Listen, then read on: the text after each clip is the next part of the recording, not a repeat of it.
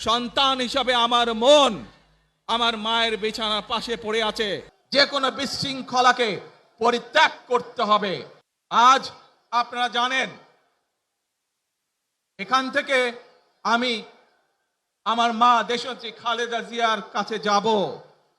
একটি মানুষ, যে মানুষটি এই দেশের মাটি, এই দেশের মানুষকে নিজের জীবনের থেকেও বেশি ভালোবেসেছেন, তার সাথে কি হয়েছে আপনারা প্রত্যেকটি মানুষ সে সম্পর্কে অবগত আছেন।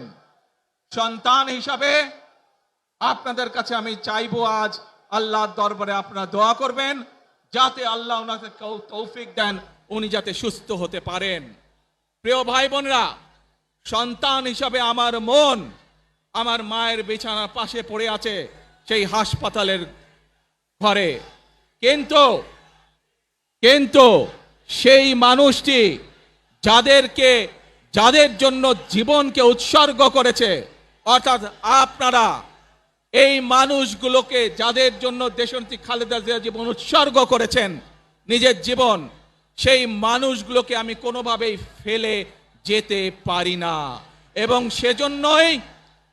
সেজন্যই আজ হাসপাতালে যাবার আগে আপনাদের প্রতি সহ টেলিভিশনগুলোর মাধ্যমে যারা সমগ্র বাংলাদেশে আমাকে দেখছেন, আপনাদের সকলের কাছে কৃতজ্ঞতা প্রকাশ করার জন্য আজ আমি এখানে দাঁড়িয়েছি আপনাদের সামনে। প্রিয় ভাই বোনেরা, আসুন আমাদেরকে আজকে নিশ্চিত করতে হবে, আমরা যে ধর্মের মানুষ হই, আমরা যে শ্রেণীর মানুষ হই, আমরা যে দলেরই রাজনৈতিক দলের সদস্য হই অথবা একজন নির্দলীয় ব্যক্তি হই, আমাদেরকে নিশ্চিত করতে হবে যে কোনো মূল্যে আমরা আমাদের এই দেশের শান্তি শৃঙ্খলাকে ধরে রাখতে হবে। যে কোনো মূল্যে যে কোনো বিশৃঙ্খলাকে পরিত্যাগ করতে হবে। যে কোনো মূল্যে আমাদেরকে নিশ্চিত করতে হবে যাতে মানুষ নিরাপদ থাকতে পারে। শিশু হোক, নারী হোক, পুরুষ হোক, যে কোনো বয়স, যে কোনো শ্রেণী, যে কোনো পেশা, যে কোনো ধর্মের মানুষ যেন নিরাপদ থাকে, এই হোক আমাদের চাওয়া আজকে। প্রিয় ভাই বোনেরা, আসুন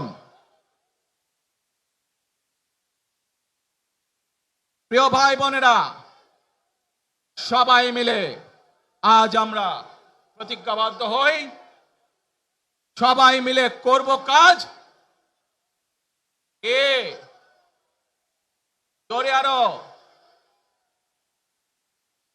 সবাই মিলে করব কাজ,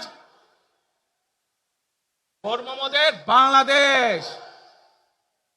ইনশাআল্লাহ আপনাদের সকলের কাছে দোয়া আছে, আবারও সকলকে যে কোনো মূল্যে দেশে শান্তি শৃঙ্খলা রক্ষার আহ্বান জানিয়ে যে কোনো বিশৃঙ্খলাকে পরিহার করে ধৈর্যের সাথে মোকাবেলা করার আহ্বান জানিয়ে আমার বক্তব্য শেষ করছি। আবারও আপনাদের কাছে কৃতজ্ঞতা প্রকাশ করছি আজকে আমাকে এইভাবে বরণ করে নেওয়ার জন্য।